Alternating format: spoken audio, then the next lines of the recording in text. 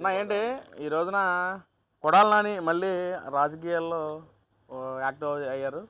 మనం చూసుకుంటే అంబటి రాంబాబుని కలవడానికి వెళ్ళి ఈ రోజున రాజకీయపరంగా విమర్శలు చేస్తూ ఉన్నారు. ఈ రోజున రెడ్ బుక్ కారు కదా, ఎల్లో బుక్ కూడా చూసి జగన్మోహన్ రెడ్డి భయపడ్డు, అసలు మా కార్యకర్తలు ఎవడో భయపడ్డు అని చెప్పి మాట్లాడటం ఏంటి, అసలు ఎలా చూడొచ్చు కొడాలి నాని చేసిన వ్యాఖ్యలను? అసలు కొడాలి నాని చేసిన వ్యాఖ్యలు మేకపోతు గాంభీర్యం కింద చూడొచ్చండి. ఇప్పుడు అధికారంలోకి వచ్చి కూటమి ప్రభుత్వం 2 సంవత్సరాలు అయింది. 2 సంవత్సరాల తర్వాత అధికారం రాకముందు ఎలక్షన్లో ఏమన్నాడు కొడాలి నాని? ఎలక్షన్లో కౌంటింగ్ చూస్తాడు, ఏది రాము గారిని కౌంటింగ్ చూస్తాడు, ఓడిపోయాడని తెలియగానే ఫ్లైట్ ఎక్కి పారిపోతాడు, లేకపోతే ఎలక్షన్ కౌంటింగ్ మధ్యలో లేచి వచ్చేస్తాడని సెటైర్లు వేసాడు.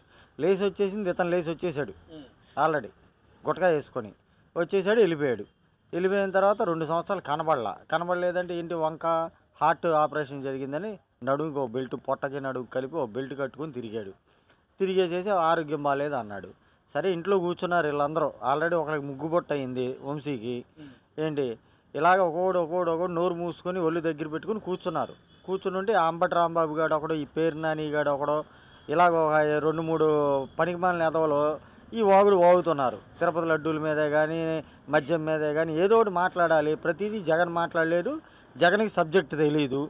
ఎవడో స్క్రిప్ట్ రాసిస్తేనే తూతూ తాత అంటాడు. మొన్న ప్రెస్ మీట్లో కూడా చూసారుగా, గంపగుత్తు అంటానికి అమ్మ నా బూతులు మాట్లాడాడు. అంటే అంత టాలెంట్ ఉన్న మాజీ ముఖ్యమంత్రి అనమాట అతనికి. తెలుగు మీద అంత ప్రావీణ్యం ఉంది.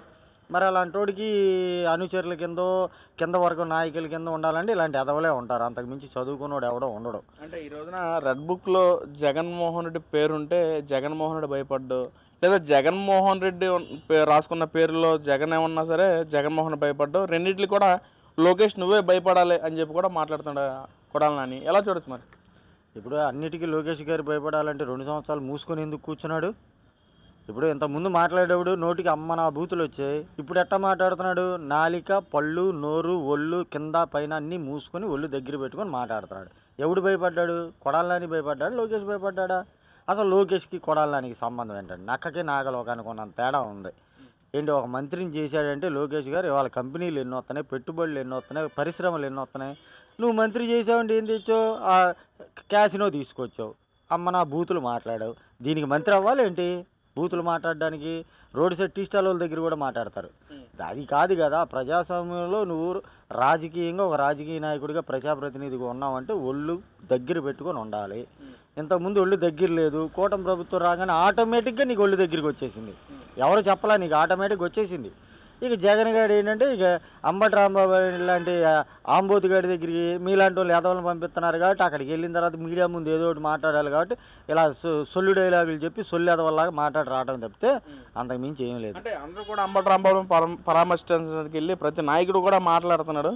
ఈ రోజున పెద్ద పులి, టైగరు, అంబటి రాంబాబు మామూలుగా ఉండదు. కూటమి ప్రభుత్వాన్ని ఇంకా రోజు కూడా ప్రశ్నల వర్షమే, తట్టుకోండి అంబటి రాంబాబు తట్టుకునే శక్తి అసలు మీలో ఎవరికి లేదని చెప్పి అసలు అంబటి రాంబాబు పెద్ద పూలు అని చెప్పి ఒక వేరే లెవెల్లో అంబటి రాంబాబు వెలివేసిస్తూ ఉన్నారు. మరేంటి, పెద్ద పూలు అంటే అడవుల్లో ఉండాలండి. రోడ్డు మీదకి వస్తే ఏం చేస్తారు అధికారులు? గొలుసులేసి సంఖ్యలేసి తీసుకెళ్ళి బోన్లు వేసేస్తారు. అలాగే అంబటి రాంబాబుని కూడా జైల్లో వేసాడు చంద్రబాబు.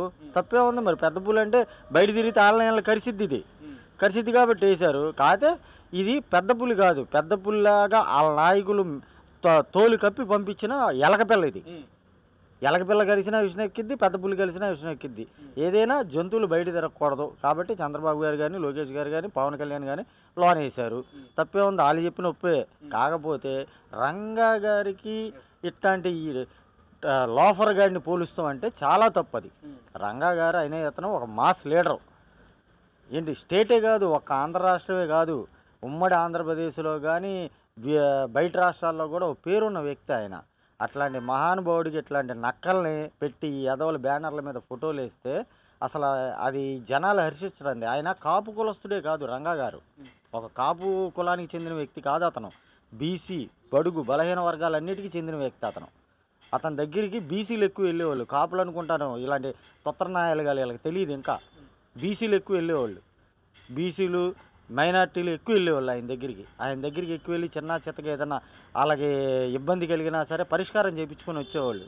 అట్లాంటి మహానాయకుడికి ఇట్లాంటి బఫ్ఫుని గాడిని పెట్టి ఫోటోలు పెడితే అసలు వాళ్ళు పెట్టే నా కొడుకులకి సిగ్గు ఉండాలి, పెట్టించుకున్న నా కొడుకులకి సిగ్గు ఉండాలి. అన్న మరి ఏదైతే మన హిందూ సాంప్రదాయం ప్రకారం ఏదైనా పూజ జరిగితే పెళ్ళైతే భార్యాభర్తలు ఇద్దరు కూర్చోవాలి. మరి మనం ఏదైతే నిన్న పులివెందుల్లో జగన్మోహన్ రెడ్డి గారి పర్యటనలో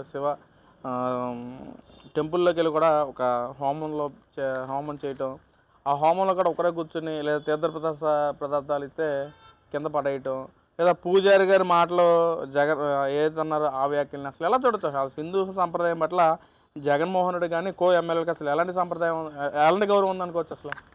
ఏమండి, జగన్మోహన్ రెడ్డి హిందువుడు కాదు, క్రిస్టియను. ఏంటి, అతను హిందూ సాంప్రదాయం నమ్మడు, ఆ హిందూ సాంప్రదాయం మీద గౌరవం కూడా లేదు. కాబట్టే కదా తిరుమల అంత పవిత్రమైన పుణ్యక్షేత్రానికి లడ్డూలో కూడా కల్తీ కలిపిన ఎదవలీళ్ళు. వీళ్ళ మేనమామలే కానీ ఇతనే కానీ ఇతని పర్మిషన్ లేకుండా వాళ్ళు ఎక్కడ కలుపుతారు? కాకపోతే తర్వాత వస్తాయి కానీ ఒక్కొక్కటి హిందూ సాంప్రదాయం మీద అతనికి గౌరవం లేదండి. ఒకటి. ఇంకోటి ఏంటంటే ఇతన్ని అసలు ఇట్లాంటి పూజలకు పిలిచే పంతులను కొట్టాలి ముందు. అసలు ఈ దరిద్రుడికి అసలు ఇట్లాంటి అలవాటు లేనప్పుడు ఈ పంతులు అత్యుత్సాహంతో ఎదవలో అట్లాంటి వాటికి పిలిచి ఆడి చేసేది తప్పేమో కానీ ఈ పంతులు కూడా తప్పు చేస్తున్నారు అక్కడ ఇట్లాంటి ఎదవల్ని పిలిచి. అసలు ఈ పంతులు హిందూ సాంప్రదాయం మీద గౌరవం ఉండి ధార్మికత మీద నమ్మకం ఉంటే ఇట్లాంటి వాళ్ళని పిలవకూడదు. ఇట్లాంటి వాళ్ళని పిలిచి ఇట్లాంటి కార్యక్రమాలు చేసి భక్తిని అవమానపరుస్తున్నారు, భక్తుల మనోభావాలు దెబ్బతీస్తున్నారంటే ముందు ఈ పంతులను కొట్టాలి. అంటే మన గతంలో కూడా తిరుమల తిరుపతి దేవస్థానానికి వెళ్ళినప్పుడు కూడా అక్కడ ఒక మహిళ జగన్మోహన్ రెడ్డి మీద చేసిన వ్యాఖ్యలు కూడా మనం చూస్తున్నాం. జగన్నాటక గోవింద గోవింద అదే గోవింద నామాలకు బదులు జగన్మోహన్ నామస్మరణ చేయటం ఏంటి, ఎలా చూడొచ్చు అండి? నిన్న పూజారి కూడా ఆయన కూడా అలాగే జగన్మోహన్ రెడ్డి గారి పేరుని చాలా వ్యాఖ్యలు చేశారు. మరి ఏమన్నా ఇంతకుముందు తిరుపతిలో జరిగింది, సుబ్బారెడ్డి పెళ్ళం చేతిలో బైబిల్ పట్టుకుని తిరిగిద్ది. ఏంటి, ఇక జగన్కి భజన చేసుకుంటూ కూర్చోండి. ఎందుకంటే సుబ్బారెడ్డికి పదవి ఇచ్చాడు కదా, వెనకాల సంపాదించుకోమని అవకాశం కల్పించాడు. ఇంకేముంది, అవకాశం కల్పించింది ఎవరు? జగన్. కాబట్టి జగన్ నామస్మరణ చేస్తుంది. అసలు ఆమెను కూడా ఈ కూటమి ప్రభుత్వం ఆ రోజు చేసిన వ్యాఖ్యల మీద చర్యలు తీసుకుని లోనయ్యాలి. కానీ చంద్రబాబు గారి దగ్గర వచ్చింది ఏంటంటే ఆడవాళ్ళ జోలికి వెళ్ళనంటాడు. అదొకటి వచ్చింది. ఈ ఆడవాళ్ళ జోలికి వెళ్ళనేటోడికి వీళ్ళు పేటరేగిపోతున్నారు. ఇంకా నిన్నేమో ఈ పంతుళ్ళు సంగతి ఏంటి. ఇప్పుడు ఈయన ఇంతకుముందు ఏ రోజు 5 సంవత్సరాలు ముఖ్యమంత్రిగా ఉన్నప్పుడు కూడా తిరుమలకి వెళ్తే ఒక్కడే వెళ్తాడు, చేతిలో తీర్థం పోతే కింద పడేస్తాడు, ప్రసాదం ఇస్తే టిష్యూలో చూడతాడు, లేకపోతే కొబ్బరికాయ కొట్టాలంటే ఆ పక్కన ఉన్న వెల్లంపల్లి గాడికో ఇంకోటికి వేస్తాడు.